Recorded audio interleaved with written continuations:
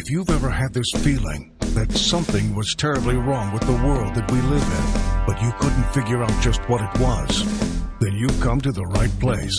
Secret societies, mystery religions, and the Illuminati have been controlling our reality since the beginning of time. But not anymore, because there is an awakening happening, and you are about to become a part of it. Wake up, because this is a call for an uprising.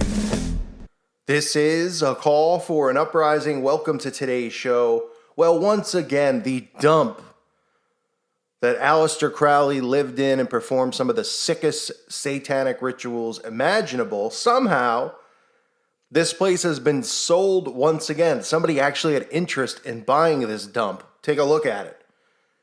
Now, most of you might know Aleister Crowley lived in this house. He performed rituals with animals in this house. He practices sex magic in this house. Of course, everybody who is a fan of Aleister Crowley, which somehow there's fans of this demonic piece of garbage, think of him as, he was ahead of his time. Huh? The guy says in his books, talks about ritual magic and using children for the strongest, form of magic.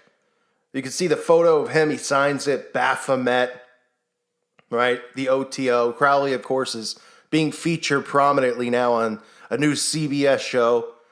Well, it's not new. Season 2 of the show Strange Angel, which I've covered before. And, of course, it's somehow one of the videos that was removed by YouTube. No idea how. Not sure what's offensive in it. Didn't know I couldn't critique a TV show that was glorifying satanic rituals and just flat-out Satanists and the occult like L. Ron Hubbard, Jack Parsons, and Aleister Crowley. But somehow, look at this place. I mean, this place burned down. And see, you know what I mean? Like, if this was anywhere else, I'd be like, you just demolish it. But there's some power here, and there's some reasoning behind them having to have this home still standing after all these years, and somebody actually buying it. I mean, there's people who put their houses on the market and, can't sell it for 10 years, right? And somehow someone's like, yes, I will invest in this. Sure, it has no roof and it's just a wall. So obviously some Satanists are buying it. It says the former, and of course Jimmy Page once owned this home. I wonder why. The satanic Jimmy Page.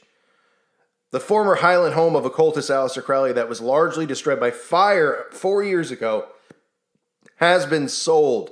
The new owners of the house, which is near Loch Ness, will be hoping for a new peaceful chapter in the property's story with it understood the house is to become home to a charitable foundation and opened up to the public. Yeah, because that's what we need, right? Come take a tour. In this room, this is where Aleister Crowley performed this ritual. I mean, who is going to take... obviously, we know which people are going to be taking their kids there. But sick. It's sick that this is even going on. Place should have been torn down. Back when he was alive, everybody knew what he was and what he was doing. Now, because of social engineering and, the music industry and Hollywood, they've glorified this freak. It says those who have bought the property have not been named, but they plan to fully restore the house. It's going to take a lot of money. Where Crowley centered his black magic investigations. As they're calling them, investigations. After he bought it at age 25 in 1899. It was later bought by Led Zeppelin, the founder and guitarist Jimmy Page, in the 1970s, with the rock god owning the most notorious, just blasphemy, calling him a rock god, the most notorious home in the Highlands for around 20 years. A blaze in 2015 caused extensive damage to the house,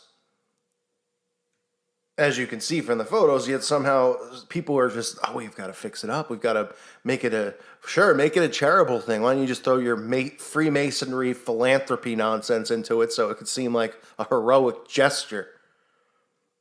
Meanwhile, people are going to go there. They're going to be, I don't know who he is. Well, we'll tell you all about him. And they'll tell great stories about yoga and meditation, and they'll word it so the guy's a hero. It said it has long drawn those curious to the occult, but the new owners have urged people to stay away until the house is fully repaired and restored to a safe state, probably because they're performing rituals themselves. Paranormal investigators Highland Paranormal carried out a recent survey at the property, which did not pick up any supernatural activity. Highland Ghost said on its social media channel, following on from our investigation, we are delighted to have been contacted by the new owners of the property who have kindly shared their vision with us of restoring the property and grounds to their original state, while also creating a nonprofit charitable trust so that the public in general will be able to enjoy the house and grounds for enjoy the house? This is like saying, what? Just say like Michael Myers was real, right? And that whole thing was a real story. Like, people need to be going into the Michael Myers house, so you need to be going into Ted Bundy's house. We need to be going into Jeffrey Dahmer's house, right? I mean, the insanity. It's like going, well, here's a place where dozens of murders and all this stuff took place. Come on in. Bring the kids. We'll tell you all about it. And we're going to restore it to its natural state so it looks just like it did. I mean, who are they kidding? And this is what they do. They just go, oh, stop it. Satanic rituals and that stuff's not real. We all heard of the satanic panic. You're just crazy, frightened Christians making stuff up. Don't you know that Satanists are atheists who believe in the LGBT and feminism? Oh, and Planned Parenthood? Those are the things that they care about. They don't do these types of things, even though the Satanic Temple themselves on their YouTube channel, their members post rituals that they perform. That's how idiotic all of this is, that people actually buy into it. And then they go, we invoke Satan. Like, wait a minute, I thought you didn't believe. And people just believe it, right? Because people are just like, oh, who cares? Let them do what they want. So meanwhile, as the owners have asked that due to the current dangerous state of the house, that the public in general stays away from the building and grounds until construction has been completed. Right? I wonder what's going to be performed there. It's not funny, but it's just, that stuff's going on. Why do they have to have this house? Because this guy did these things at this specific spot, right? Right outside of Loch Ness. They just have to have it. The thing's been burned down. It's been toasted. Look at it. But no, it's got to be restored. Wonder why. I wonder what type of sick spiritual energy is sitting there. And how these people want to recreate the things that Crowley did. The opening of, lifting of veils and opening of, who knows, other dimensions. Just the sick stuff involving kids. Ugh. It says, when Crowley bought the house at age 25 in 1899, after looking for the right location to carry out a series of rituals from the Book of Abramelin.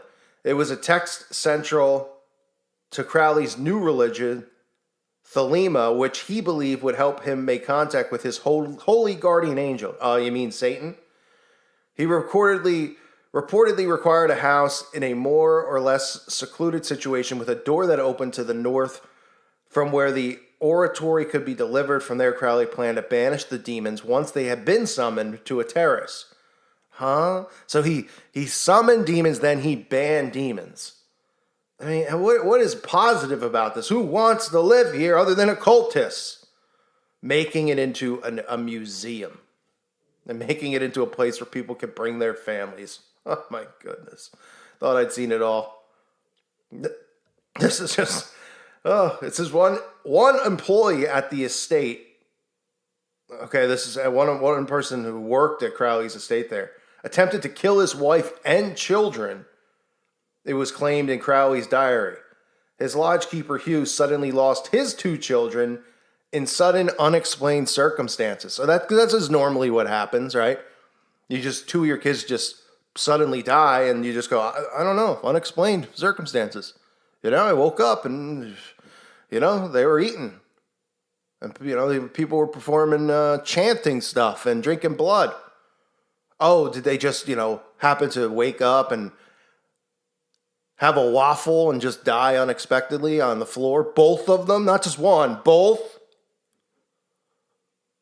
Yeah, and this is the type of place we need rebuilt, refurnished. The housemaid is said to have gone mad with a local butcher cutting off his hand while dealing with Crowley's order at the house, and more positive things, right? Another reason to refurbish this and make it a place open to the public, because these are just wonderful stories that I've had here. Someone's had his hand cut off, no big deal.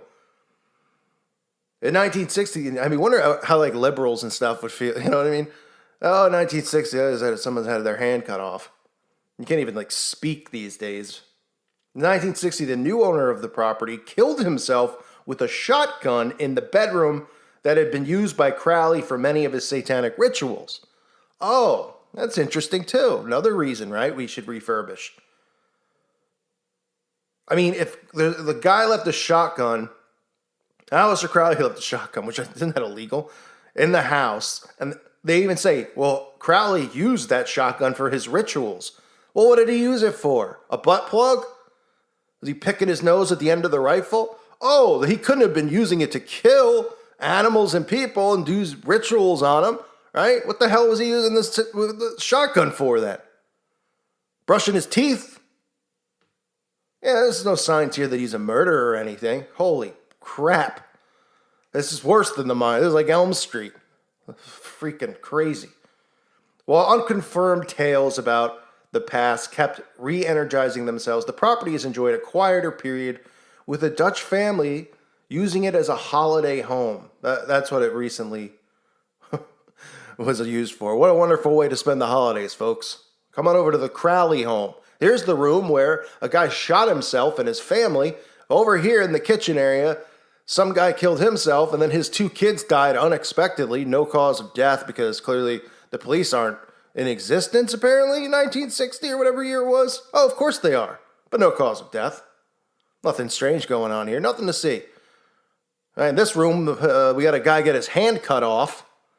And this is the room most of the satanic murders actually occurred. So all that stuff just happened outside of the ritual rooms, right? And most of the rooms, keep in mind, don't have windows.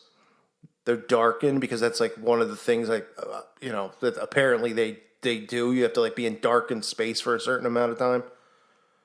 It says they sold the house, the last owners who were living there for their holiday home, and reportedly devastated that their home was destroyed. Well, let's consider it an act of God.